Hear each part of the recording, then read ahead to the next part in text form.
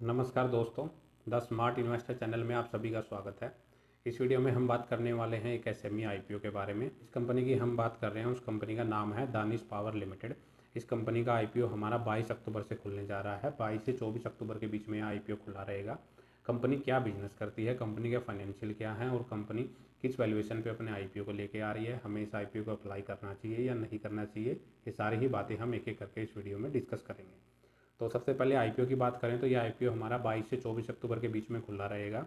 Company ने जो IPO का प्राइस बैंड रखा है वो 360 रुपये से 380 रुपये पर शेयर का रखा है और एक लॉट में आपको इसमें 300 शेयर मिलेंगे। और कंपनी जो इशू साइज लेके आई है वो लगभग 198 करोड़ रुपये का लेके आई है और सारा का सारा फ्रेश इशू के जरिए कंपनी मार्केट से पैसा रेज कर रही है। और रिटेल कैटेगरी के लिए इसमें 35% के शेयर वो हैं रिजर्व रखे गए हैं। लगभग 65 से 68 करोड़ रुपए के शेयर हैं वो रिटेल कैटेगरी के लिए रिजर्व रखे गए हैं। 19 अक्टूबर को यह आईपीओ क्लोज होगा और 25 अक्टूबर के दिन हमें इसके अलॉटमेंट का पता लग जाएगा और 28 अक्टूबर के दिन जिनको अलॉटमेंट नहीं मिलेगा उनका रिफंड आ जाएगा।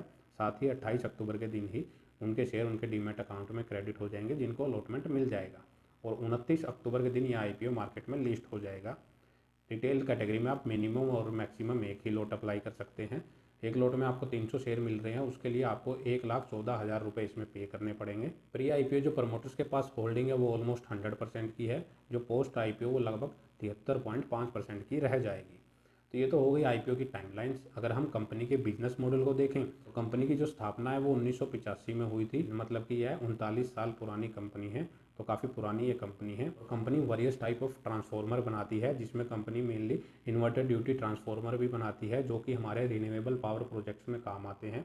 जो हम सोलर एनर्जी या विंड एनर्जी जो जनरेट करते हैं उन पावर को इन्वर्टर के थ्रू उसमें स्टोर किया जाता है। फिर इन्वर्टर से जो पावर को ट्रांसमिशन करने के लिए आगे ट्रांसफ़र करने के लिए जिस ट्रांसफार्मर की ज़रूरत होती है वो ये कंपनी बना के देती है। साथ ही company oil and dry power distribution transformer भी बनाती है। ऑलमोस्ट हम कह सकते हैं कि कंपनी का जो मेनली बिजनेस है वो ट्रांसफार्मर बनाने का ही है।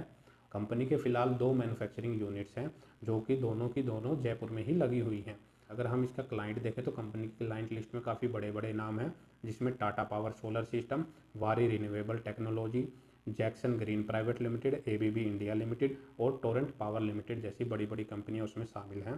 कंपनी की कुछ की स्ट्रेंथ अगर देखें, कंपनी जो इक्विपमेंट बनाती है वो वेल इक्विपाइड मशीन से बनाती है, मतलब उनको ईजिली से ऑपरेट किया जा सकता है, कोई भी उनको यूज़ कर सकता है, उनको यूज़ करने में ज़्यादा कठिनाई का सामना नहीं करना पड़ता, वो कंपनी बनाती है।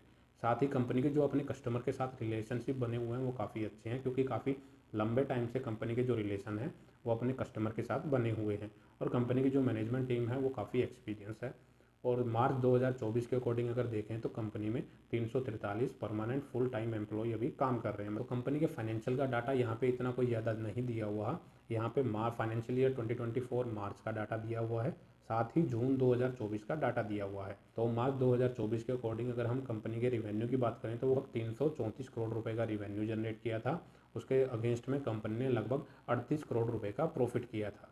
और इसके अगर हम रिजर्व की बात करें तो कंपनी के पास लगभग 80 करोड़ रुपए के रिजर्व हैं और 10 करोड़ रुपए का कंपनी के ऊपर फिलहाल कर्जा है।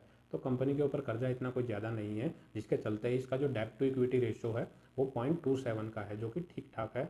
कंपनी की फ़िलहाल जो मार्केट कैपिटलाइजेशन है वो 748 करोड़ रुपए की है, मतलब यह एक हमारी स्मॉल कैप कंपनी होने वाली है। वहीं अगर हम ये देखें कि कंपनी जो ये आईपीओ लेके आ रही है उसकी वैल्यूएशन कैसी है, वो सस्ती है या महंगी है, तो उसके अकॉर्डिंग अगर हम देखें तो कंपनी 18 के मल्टीपल पीई पे अपने आईपीओ को लेके आ रही है। अगर हम उसको इसके competitors Indotech transformer, Silchar technology, Voltamp transformer से कंपेयर करते हैं तो उनका जो पी है वो 44 से 53 के बीच में चल रहा है, मतलब कि काफ़ी चीपेस्ट वैल्यू पे अपने आईपीओ को लेके आ रही है।